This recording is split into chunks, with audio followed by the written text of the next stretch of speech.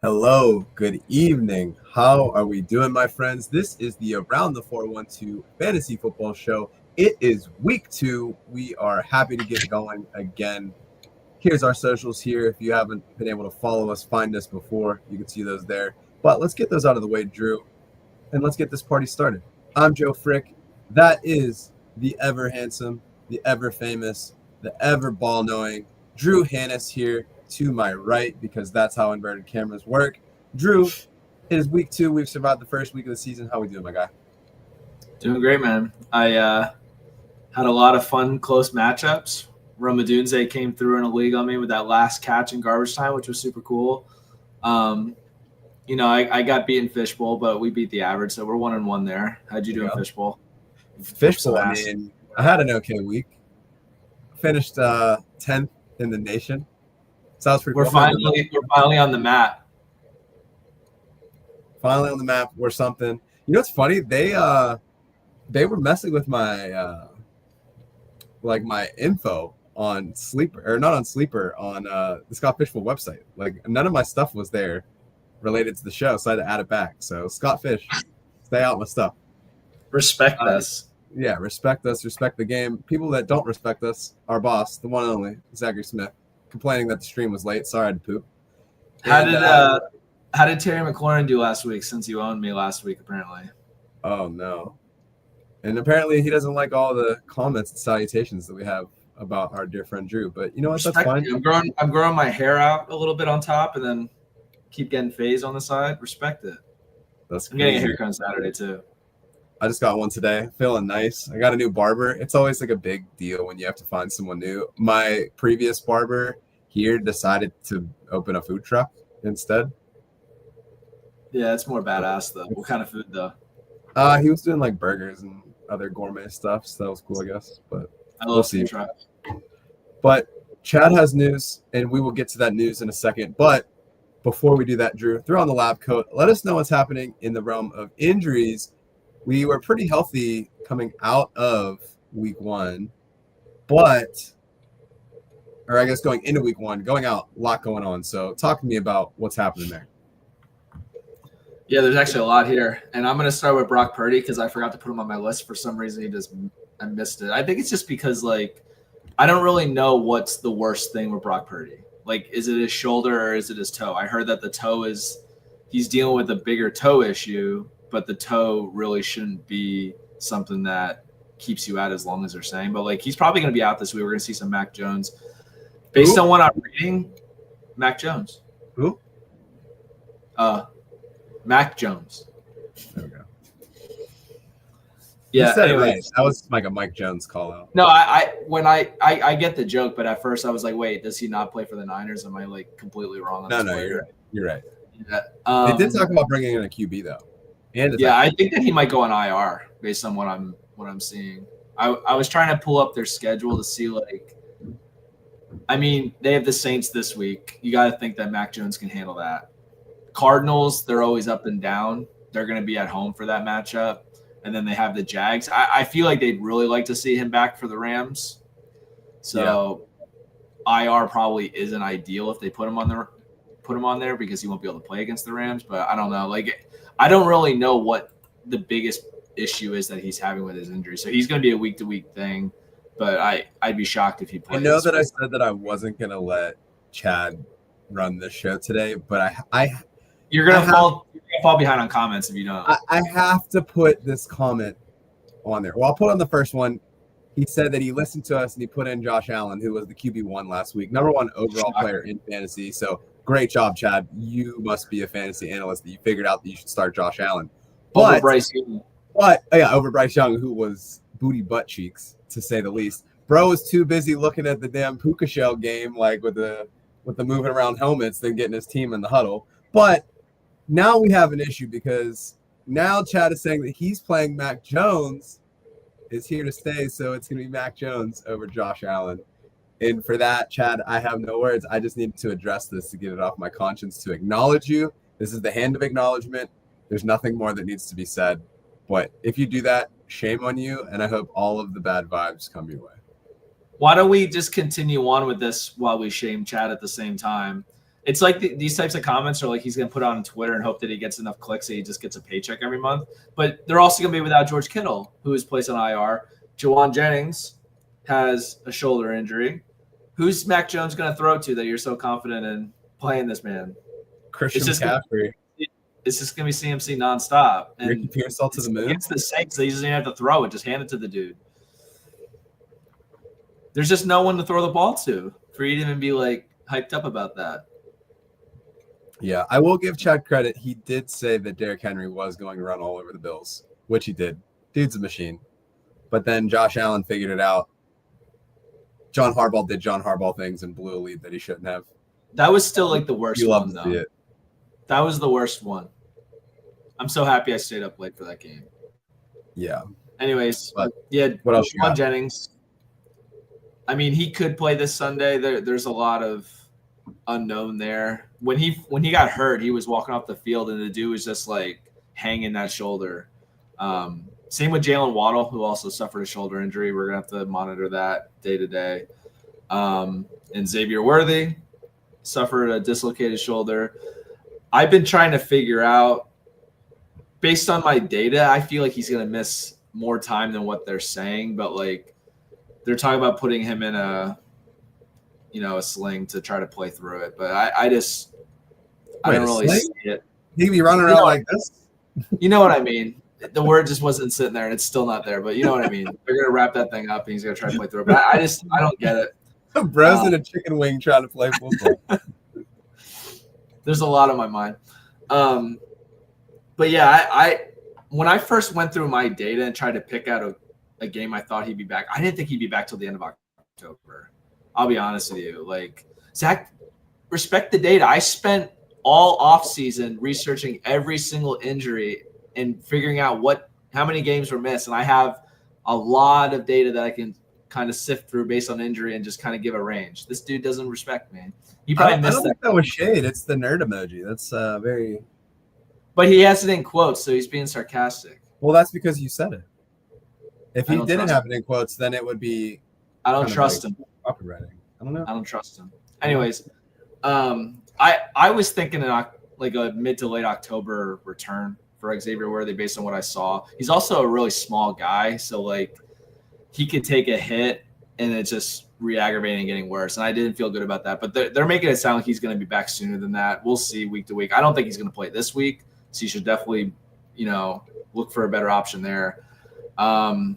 George Kittle, I didn't really get to give my prediction there. I don't think he's going to be back based on what I was looking at and his history of injuries. The dude's a really tough dude, but like they already placed him on IR, so that kind of indicates that it's more than a grade 1 strain.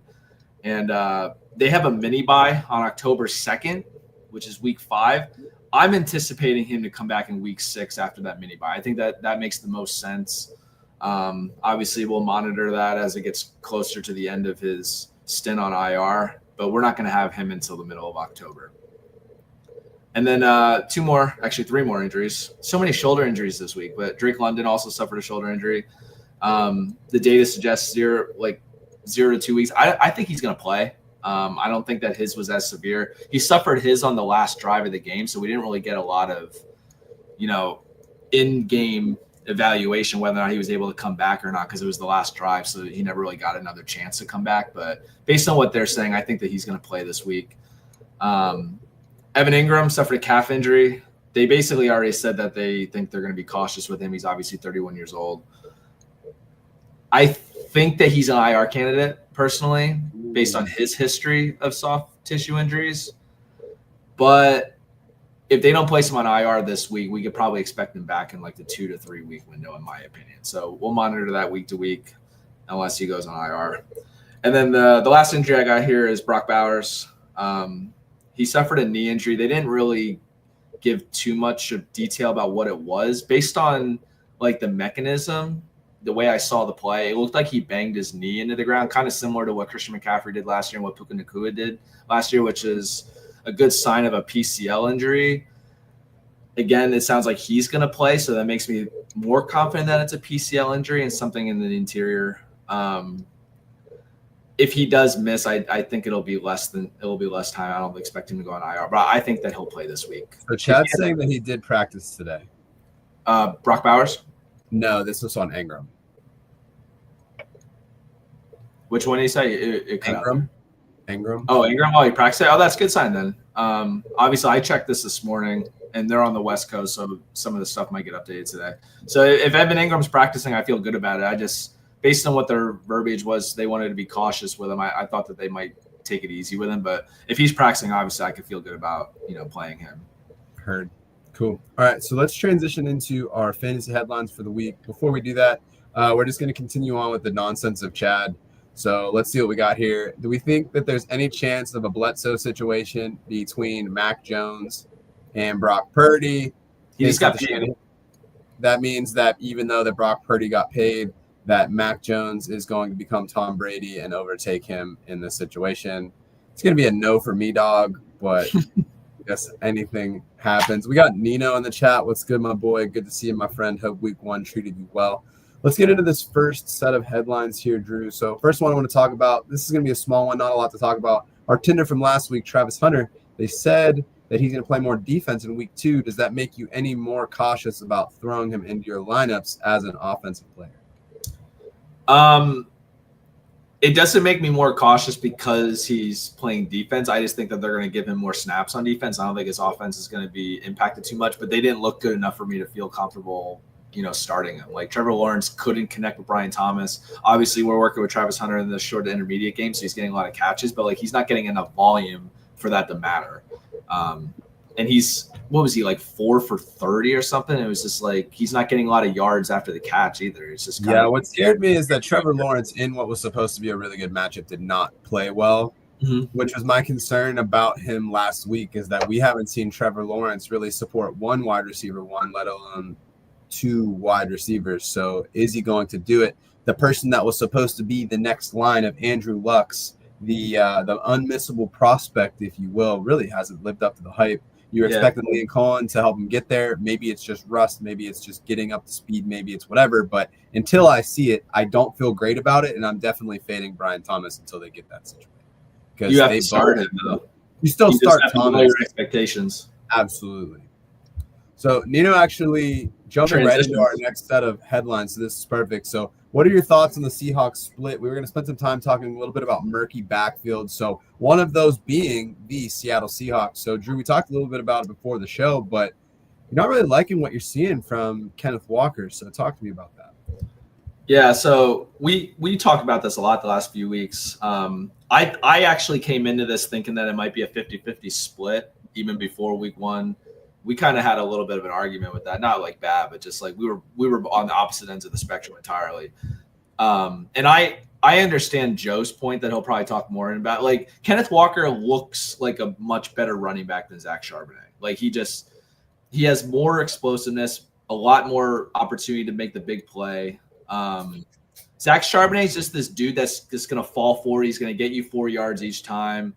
And I just think that he fits better for what the Seahawks want. And he's like a Ravens type of, running back. He reminded me of Gus Edwards when we talked about it a couple weeks ago. He's just going to execute. He's going to be efficient. He's going to get 4 or 5 yards. He's going to get into the end zone in short yardage or goal line situations. He's going to give you exactly what you need, in which Zach's right there. He's just better fit. I think that they want to have a change of pace where Charbonnet in the early downs, and then when they're in 3rd and long, 2nd and long, maybe they'll get Kenneth Walker in there because they need some more explosion. But it also keeps Kenneth Walker healthy because he's had an inability to do so basically every year of his career. He's been having soft tissue injuries. Even if he didn't miss time, he was playing hurt a lot of the time. It just, to me, made more sense that Charbonnet's the guy. I was all in on Charbonnet in drafts this year. I have a ton of shares because he was going so late.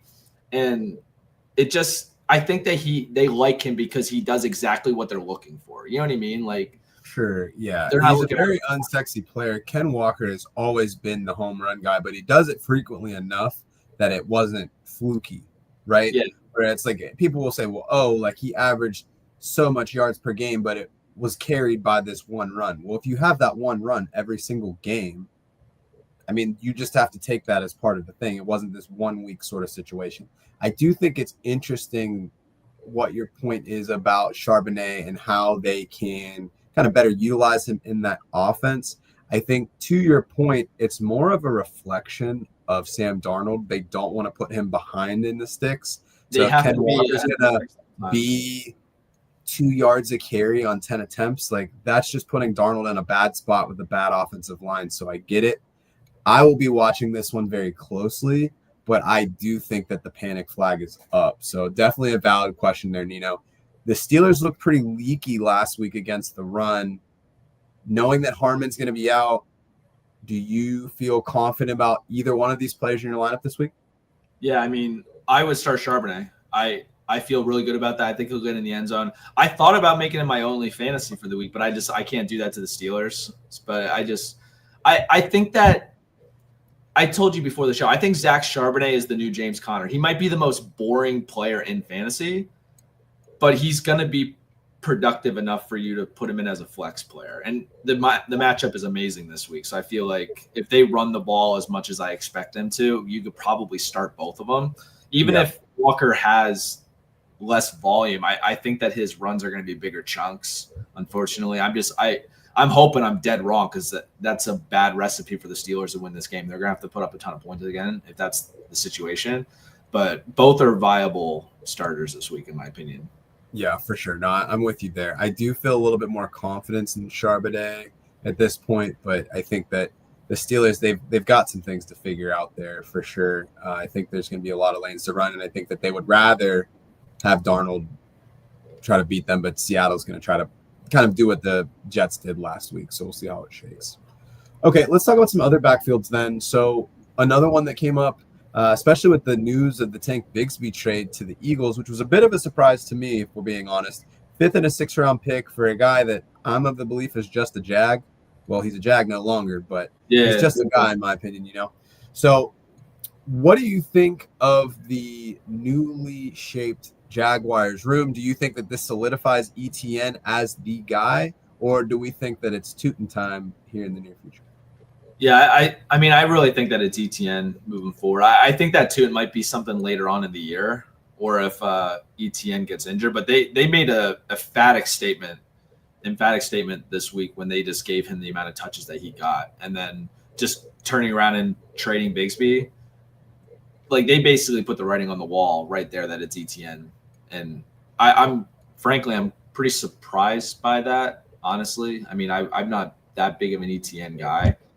And I still thought it just made more sense to have a committee, because they're very different backs. Like, they could have utilized all three of them, kind of the way they did last year when they were utilizing Rachaad White and Bucky and a little bit of Sean Tucker, not too much, but they had a trio that balanced each other out very well. But they were just like, no, like, ETN's the guy. Like, they put a stamp on it when they traded Bigsby. In my opinion. And he looks pretty solid too. So I'm excited for him. I think that he is a player that's kind of forgotten about. He was highly touted as a draft pick. Tootin has the fumbling issue, so I think you're right. They're going to ease him into it, but it's going to be an uphill battle for him. But the opportunity is there for sure.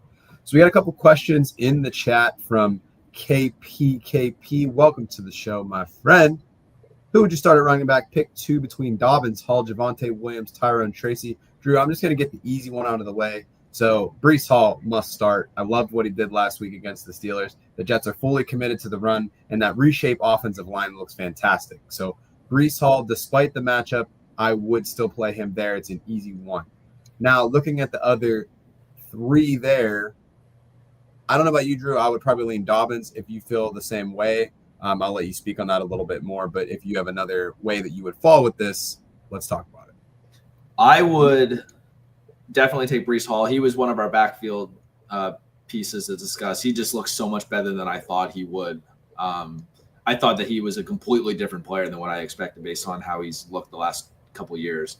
I would actually go with Javonte here, which is kind of funny based on what we're going to talk about later on, but his matchup's too good this week. They got the Giants.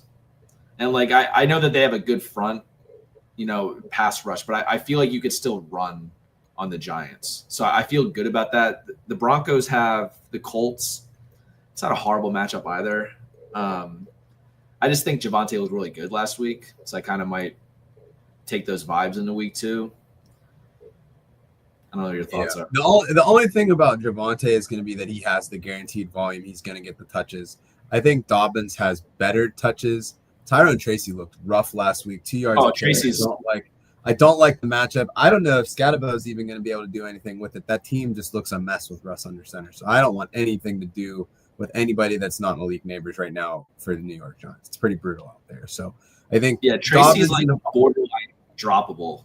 He's like Dobbins and Williams, I feel like offer similar kind of point outputs. They're just going to do it in different ways. You're really banking on Williams getting a touchdown because his stats were pretty much in line with his career averages. So 15 carries, he had 3-point-some yards per carry. Like it wasn't anything really notable. So we'll see what we got there. I think my concern, real quick, and then we could transition. I thought the Broncos offense just looked obviously pitiful last week. Bo Nix did not look great last week. As much flack as say like Caleb Williams got for his performance, or how JJ McCarthy. I mean, I was so ready to victory lap on JJ McCarthy after the first half. He looked so good in the fourth. He looked good. He looked real good in the fourth. But Bo Nix looked pretty rough last week. Yeah. So we'll see. It's so tough in these early games, especially I think from a running back perspective, you find out very quickly if a running back's going to be worth the shit or not early on in the season because they're ready to go. Everyone's healthy. You can see how things are going. Quarterbacks, wide receivers, tight ends as well. It takes a little bit more time to get the timing, the rhythm, everything. So you can't hit the panic button too early, but it is something to keep your eye on. So follow-up question from that. You can flex. Who do you have at flex? You can pick one of the people we didn't pick or Jaden Reed, Devonta Smith.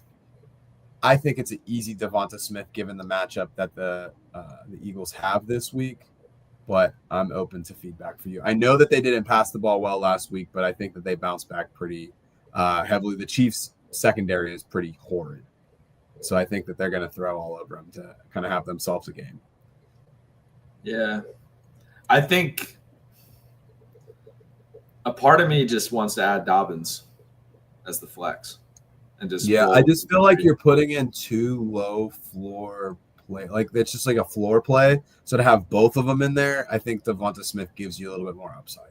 I just hate the Eagles receiving room. And I think that if they're going to bounce back, it's going to be getting A.J. Brown the ball this week because of how bad he was last week. I don't think they want that to be something that's talked about. And I don't know if Jaden Reed gets enough volume.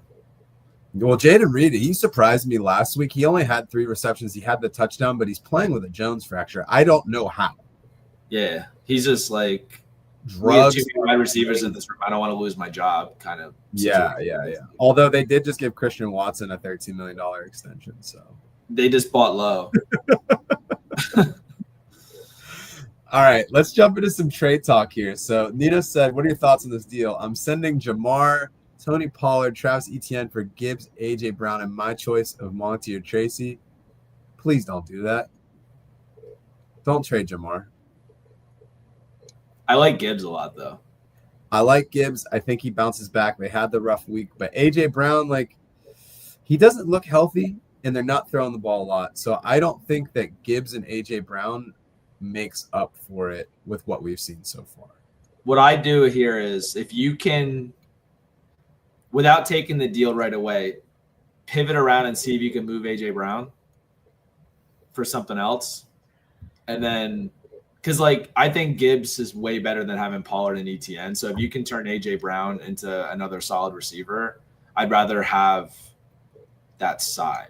But I hear what you're saying because of, the doubt with A.J. Brown. I just really like the idea of having Gibbs and then another plus receiver. Yeah.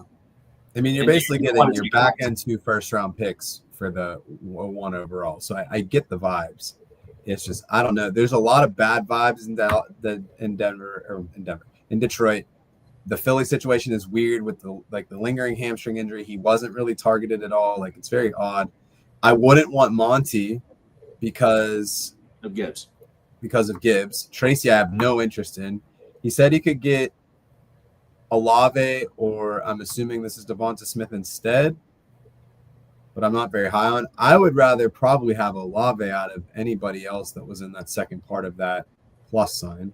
If you can move A.J. Brown for another plus receiver, I think that's a smash, honestly, because like Jamar was the 1-1, but Gibbs was 1-3 in majority of leagues. So you move back 2 places to get AJ Brown, who was a borderline first. Yeah, no, that's fair. All right, I've changed my mind. I'm with you. I like it. So yeah, cool. All right, so Chad wants to know, with Dalton Schultz not being a real big focal point of the offense and Cade Stover now on IR, do you have any interest in former fantasy darling Harrison Bryant as a DFS punt option? Was Harrison Bryant ever fantasy relevant? Ever? I have a very good way of saying this. Besides Nico Collins, that whole offense is a fade. I mean, Nico Collins didn't look so hot either. That offensive line is still horrendous. And I don't think that CJ Stroud throws for 30 touchdown passes again. Yeah, and Nico's only in the lineup because he has to be. There's no way you could bench Nico. Yeah. I thought you were talking about the Texans. I was like, is he already hurt? But no, the Texans' offense is just terrible. Yeah. They look so bad. We'll see. But yeah, I wouldn't use him as a punt play. I think that you're still going to be able to get in DFS. I imagine, despite his big performance last week, you'll be able to get what's his face from Cleveland, Harold Fannin. I think he'll still be cheap in DFS because he's a backup.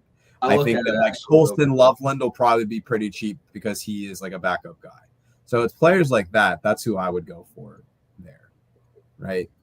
But I wouldn't want anything to do with that Houston offense at all right now. Even the running back room is complete just fade for me.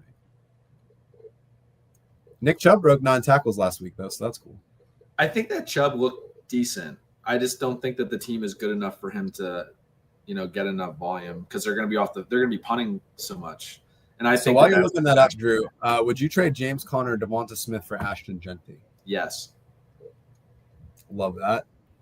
Nice and concise. Yeah, I think it's a solid trade. It's going to all depend on the depth of your team, but I do think that's a solid move.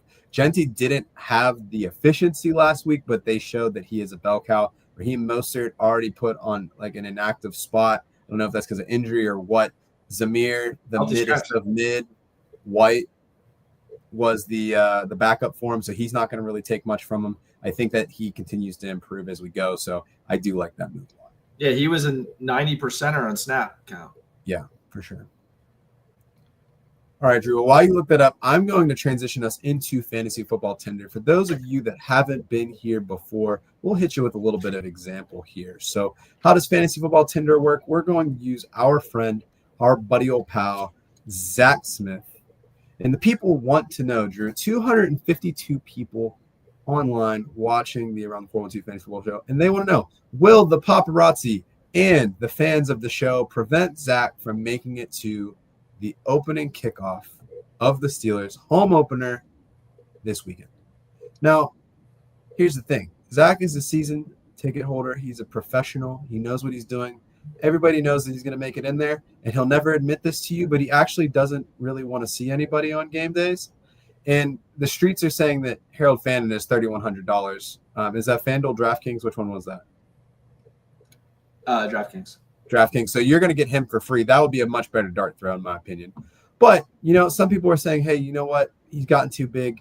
The city of Pittsburgh is just not big enough for somebody like Zach. He's not going to make it in there. They're going to swipe left. You'll see the red X pop up on the screen. So if you're watching live with us, you'll be able to see our swipes happen as we go. But for starters, Drew, we talked about him a little bit earlier, but let's start swiping on Javonte Williams. He was RB5 last week. Everything is bigger in Texas, but do you think that Javonte Williams' role will continue to be bigger for the Dallas Cowboys as well?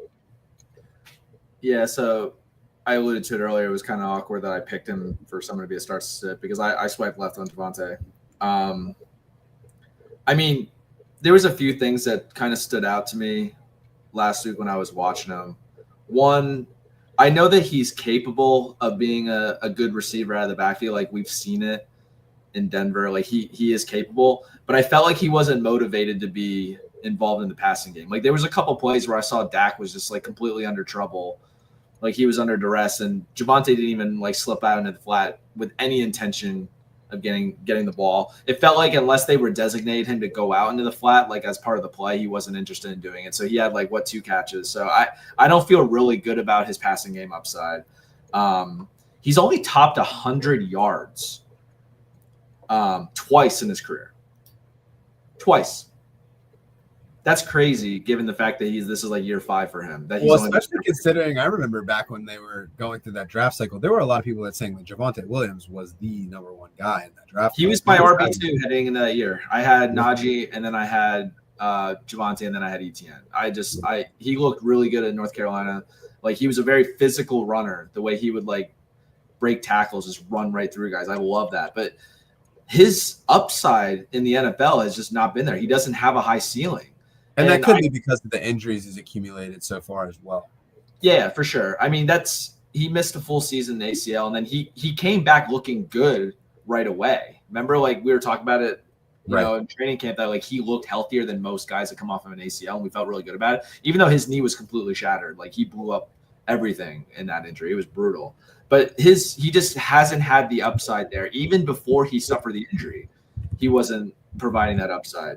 And he requires – I feel like he requires a touchdown or two just to be at the level that you would normally see a solid RB1 or RB2. Like, I was looking at it last year.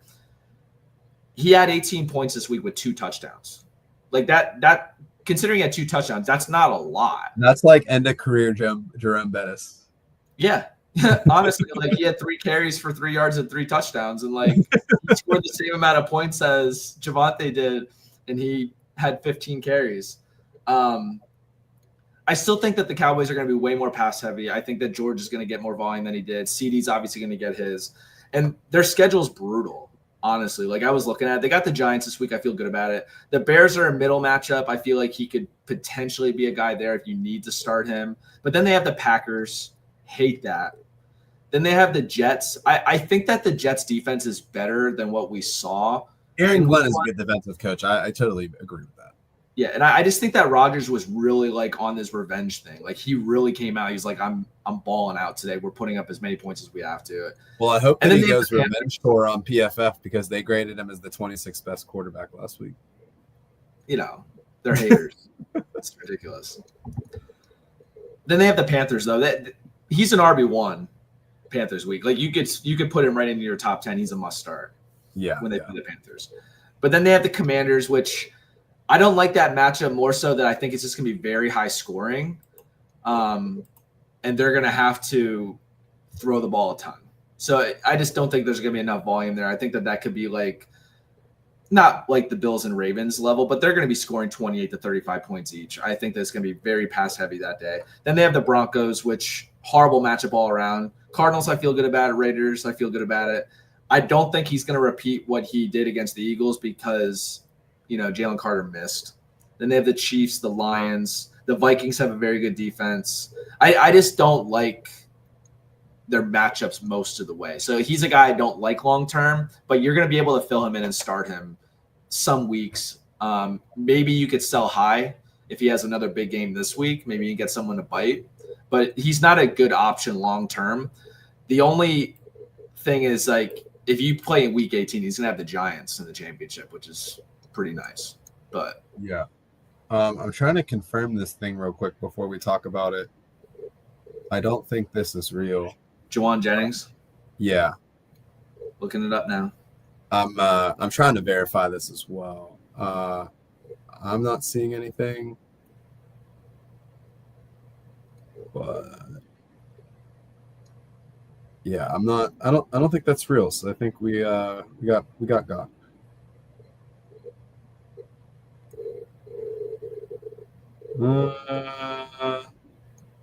Nope. I'm not seeing nothing. He got traded. All right. Well, Philly Mike is the one that got, but we'll leave that in the comments till we get some more confirmation there. And let me just finish up on the Javonte thing, because I'm with you. I'm also swiping left. So, like you said, only 2 TDs that really carried him.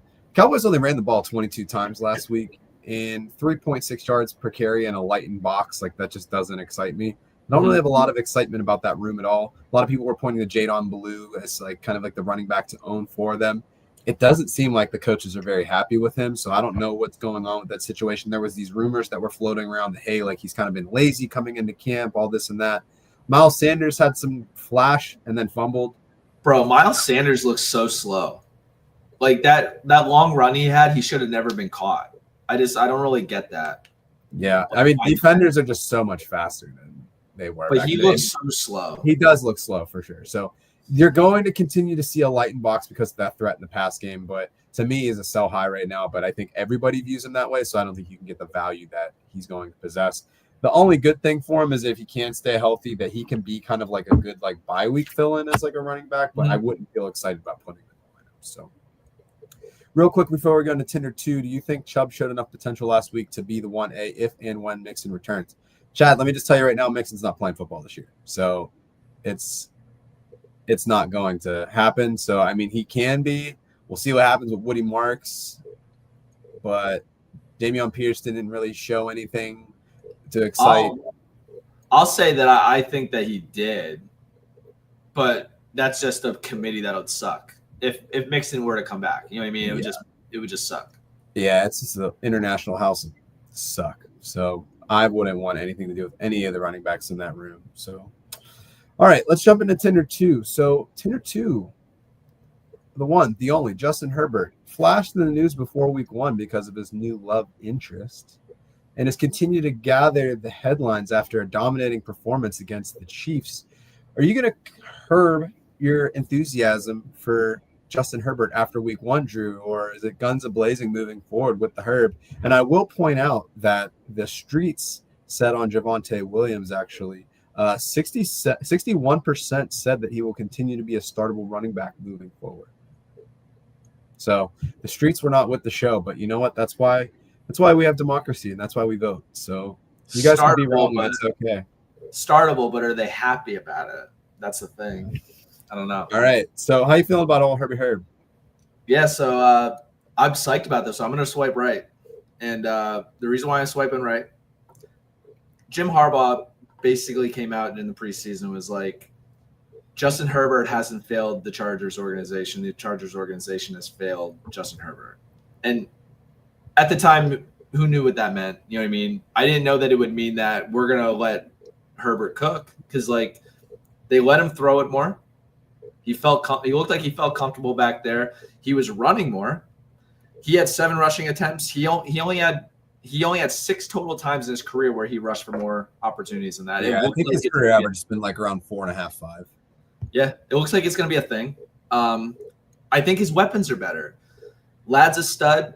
Keenan Allen looked like he still has it. And I don't think that Keenan Allen's talent was ever the issue, is whether or not he's going to have a soft tissue injury because he has a He was also a horrible scheme fit in Chicago. Yeah, for sure. He's just, for as long as they have Keenan Allen, he's going to be a great option for Justin Herbert. And Quentin Johnston finally looked like he could catch. I don't know how long that's going to last. They also are using him correctly. He is not like a technician go run routes. They're like, hey, you're big, you're fast. We're going to run you across the middle, throw you the ball, and just blow by people, and it's working.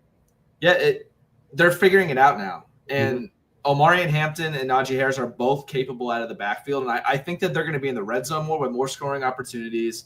He just looks like a different player. And not only that, his schedule's amazing. Like, I only have 3 matchups I'm looking at all season where I'm worried about it. He has some tougher matchups, but it just so happens that all of those games are at home. They have the Commanders at home, shootout, Vikings at home. They have the Steelers at home. They have the Eagles at home. They just have the Chiefs in the division. Obviously, they play both. The Chiefs don't worry me at all. Their secondary is garbage. Yeah, and he just torched them. He has the Broncos twice and the Texans. The only concern I have is the Texans and the Broncos are the last 2 weeks of the season. So, like, you might be diving into a troublesome area when you get to the playoffs. But the whole regular season, like, he has plus matchups all over the place. Raiders, Giants, Dolphins, Colts, Jaguars, Raiders again. Like, I just love the way it's setting up. Like, it's setting up. I tweeted it after the first drive. He looks like an MVP candidate. If they can win a bunch of games, overtake the Chiefs in the division, I think that he's going to be an MVP candidate. I think that he's going to bring it this year. So I agree with you. I'm swiping right. The streets agree with you. 100% of voters smash the swipe right. So just a couple of other things that I'm pointing into before we jump into the next segment here, right? So he has not averaged more than 250 passing yards a game since 2022. So over 300 yards week 1. I feel really good about that. We talked about quarterbacks tend to have a tendency of starting slow because they're getting their timing back. Like, that was not present at all. If you look back to last year, he's had 5 consecutive weeks of being a QB1. And in 4 out of 5 of those games, he's had at least 275 yards or better. Like you said, he has the receiving core. I'd argue that it's the best one that he's had in his career. And then like the rushing upside, you said it's there. It's not as prevalent as, say, kind of like a Vanilla Vic or like a Jaden Daniels or a Jalen Hurts, but he is willing to run. He might get some rushing touchdowns in. The other thing that people aren't talking about, and I'm surprised you didn't bring this up, Dr. Drew, to be honest, August of last year, he had the plantar fasciitis as well.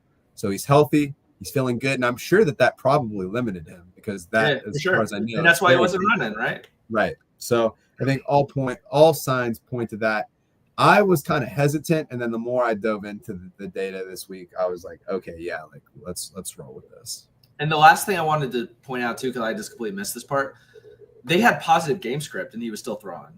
Like the Chargers showed that they're committed to letting Herbert cook. And that's a huge thing. Like, and I think part of it is people were like, oh, Greg Roman, look at his history. Look at Harbaugh's history. Like these dudes, like it's the same thing with Artie Smith. They picked up what's going to be the best for them. And I think that they're realizing, even though they have these young pieces they drafted early, that doesn't take away that their best weapon is Justin Herbert. Yeah. So play to your personnel. They're a really good whatever. And Quentin Johnson obviously doing big things. Stat guy Chad. Johnson has more games of 22 fantasy points or more since the start of last season. That's more than Justin Jefferson, Nico Collins, Drake London, Waddle, DK, Tyreek. Pretty wild. Big improvement from him at the receiving position. It's funny, the only share of him, I traded him at the end of his rookie year for Derrick Henry. I traded Derrick Henry with a first rounder and then Quentin Johnson. And now it's like, oh, that's looking a little bit more interesting, but I still have Derrick Henry, so I'm not. I had one share, and he was part of my Lamar Jackson deal to move up again. Love that. I can't be upset there. All right, Drew. So we have 315 people in the chat on the show. So let's just keep things rolling. Shout out to y'all. Let's dive into our last segment of the week, our OnlyFantasy subscription. So every week we pick one player that we are subscribing to from an OnlyFantasy perspective. Before we can jump into the future, we have to dive into our pasts and acknowledge it. For some of us like Drew, we're feeling really good about it from last week. For myself, it's only the beginning of the season and hopefully we get better at it. But last week, Drew with the money shot, Michael Pittman, 6 for 80 yards in a touchdown. He was wide receiver 8. I said he was a top 10 play this week. That was a smash. Jatavian Sanders has me feeling salty. I am mostly mad at Bryce Young for tricking me at the end of last season against those bad defenses, but dude is still looking rough. 2 catches, 27 yards. He was tight end 30. I had him ranked as tight end 8. That was not a great look for me, but you know what? Things happen. So it's week 2, clean slate. I got money in my bank account. I'm ready to be heard again. I'm ready to subscribe. Drew, who is your OnlyFantasy subscription for week 2, 2025? I've been so excited to say this one, but it's DK Metcalf. I'm excited because he has a horrible matchup. It's all vibes. It's all vibes. I mean, I don't think Devin Witherspoon's going to shadow him. He popped up on the injury report with a hamstring today, which obviously makes things better. Tariq Woolen was not good last week. He had a 34.9 PFF coverage grade. Josh Jobe, he had a pretty solid week, 90.2 PFF coverage grade. The Steelers aren't able to run the ball right now. That's really the main thing. And I think that the Seahawks front is actually pretty solid. So I think it's going to be worse, honestly. So it's just the vibes around the Steelers right now. It's like they're really playing up on these revenge games. And I think that DK Metcalf gets in the end zone. He's very explosive. We saw that last week. You give him a couple short dump offs. He's able to, accelerate, get 20 yards downfield. On 4 catches, he had 80 some yards. It was 83 yards. I think he was turning in like 5-yard plays into like 40. It was unbelievable to watch. Yeah, and I expect that again, but I think he's getting in the end zone this week. So if he gets in the end zone, he's a top 10, 15 play. I think most people consensus have him as a top 11 play. That's why I was reluctant to really pick him. I don't like to pick guys that are definite starters, but DK's not a definite starter week to week. So if you don't pay attention to what consensus rankers are, you might be thinking, oh, he might be a flex player, like he's my wide receiver 3 type of thing. Like he's not someone that was drafted way up there. So I wanted to get it out there. I just think DK Metcalf's going to score a touchdown. I think you can get a solid 20 points out of him this week. And if you're on the fence about playing him for any reason, I think that's silly. Just throw him in your lineup. Yeah. All right. So I'm going to jump on the receiver train as well. My only fantasy subscription of the week. He is currently wide receiver 18 in ECR on Fantasy Pros. He was wide receiver 25 on ESPN's consensus rankings. Cortland Sutton, I have him as a top 10 play this week. Obviously, they did not have the big week last week with Bo Nix struggling a little bit. The Dolphins were a train wreck last week. I think they continue to be a train wreck. Anybody that can get defenses against them, I think that you're going to see that team is just a mess. It's only a matter of time before McDaniel gets fired. So people are like, oh, are the Colts that much better on defense? I don't think so. I think the Dolphins are just in such a disarray that you didn't really get to see anything. Colts were awful against the pass last year, and I think that you see more of that. I think you have Bo Nix leaning on his guy, Cortland Sutton, as they go into week 2.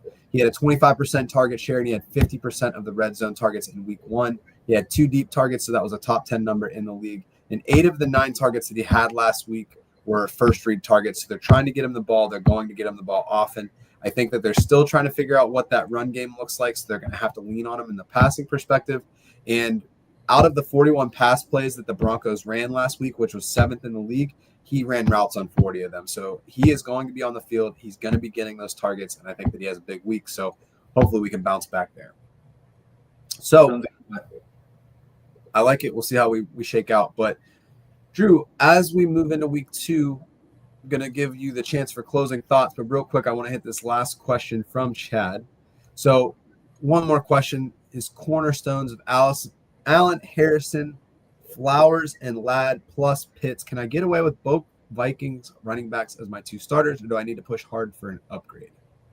I don't think that you can just roll it with that. I would probably be looking for a cheap running back, especially because the whole point of having both the Vikings running back was that if Aaron Jones was to go down, then you have somebody that can slide into an effective role that we know that can be done because Mason did it last year with the 49ers. So having both of them, it limits the upside. If they're both not getting touchdowns, you're going to get, 6 points, 8 points at most from Mason. And then whatever you can scrounge out of Aaron Jones. Like, I just don't like that at all. I would be pushing for somebody that you can get on the cheap. I don't think James Conner is going to be that expensive.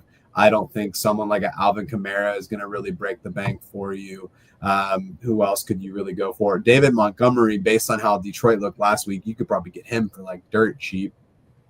Yeah. I agree with you. You need to look for an upgrade, but I think you're missing something here. Did you see the snap counts from the Vikings this week? I haven't. It was late Monday night. It was Monday night, so it was late, and obviously it slipped by because I didn't notice this till I went through the list because I kind of take a deep dive into all these snap counts for running backs for the headlines. So Jordan Mason led the snaps by a significant margin. He had 40 snaps. He looked like the actual starter for this team. Aaron Jones only had 28 snaps.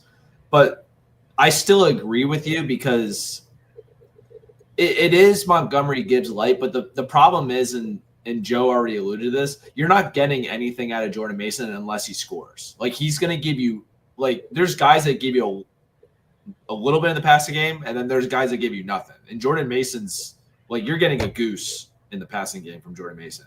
Aaron Jones paid off with the long touchdown, but even on 28 snaps, you know that he's going to be getting enough passing game work that he's still going to pay off as a solid RB2 or flex option.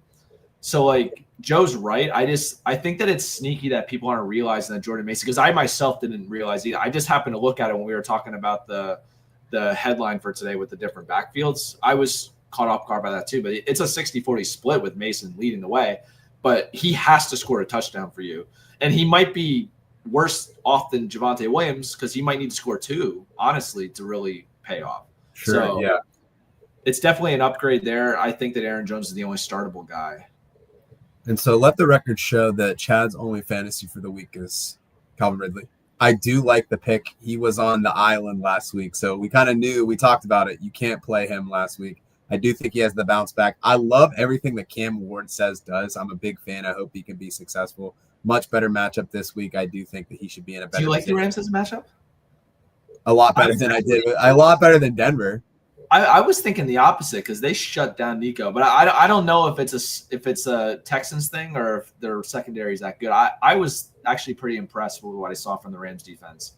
Yeah, I mean it's still a brutal matchup for him, but I think that it's slightly better than Denver. More for Ridley, not so much for Cam Ward. Cam Ward's gonna be running for his life. Cam Ward looked good though. He looked good, but he was pressured on like 91% of his dropbacks last week. Right. Yeah. It's gonna be like that all season. All right. So since we're seeing no more questions in the chat, we got the 336 folks online watching us. Much love to all of y'all. If you're wanting to get more questions answered, if you have questions throughout the rest of the week, you can find us on our personal handles at JOEFRK, at Drew Hannes. You can find the show's X handle AT412FF show, and you can find us on YouTube and Twitch at Around the 412. Drew, before we let these fine people get on with their day, do you have any closing thoughts as we gear closer to week 2? Just want to remind everybody about Rock Around the 412. Zach did post that already. If anybody wants to head out there over to Zach's page, he has as his pinned tweet, to donate some little cash here. Zach and Tyler do an amazing job with the Rock Around the 412 initiative. Giving kids around Pittsburgh the opportunity to have a special Christmas. Definitely take a look at that. We talk about that at the end of most of our shows last season, but week 2 now, a lot more people are in the stream. Just want to give a reminder to the stuff that Tyler and Zach are doing over at the Rock Around the 412 main page. Joe froze, or it's either me or him.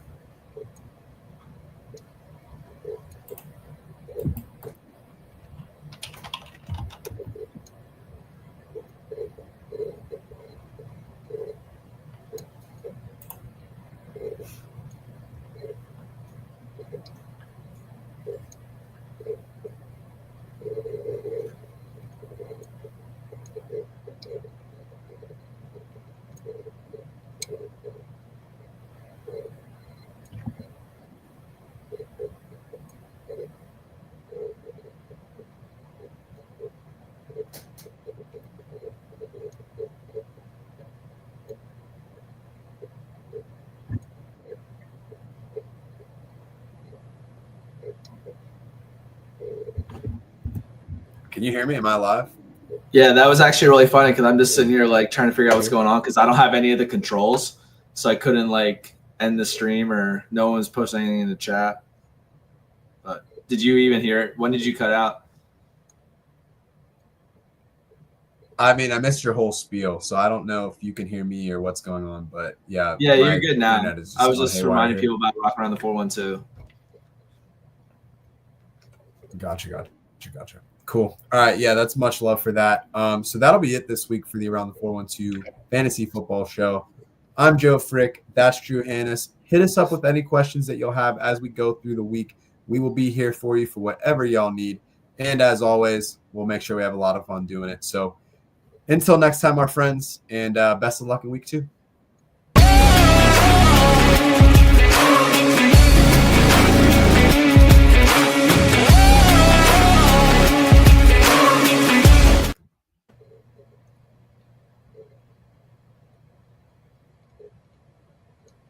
Did the initial song? I have no idea what's happening. I think we're still live now. It's not doing. Yeah, we're still live because my computer's going insane. Did the initial song cut off at the beginning too? I thought it did. I didn't know if it was me or not. Anybody have any more questions? Fantasy football questions while Joe figures out his computer? It should be done now. No, it still says we're rolling. I don't understand. I'm still ready to talk ball. This is so stupid. I have no idea. I might just close it. Let's deal with Kenny Gainwell last snap and Bill Warren chat. I don't know what to do because the button's already been hit. Okay, there we go. Now I should be able to do it.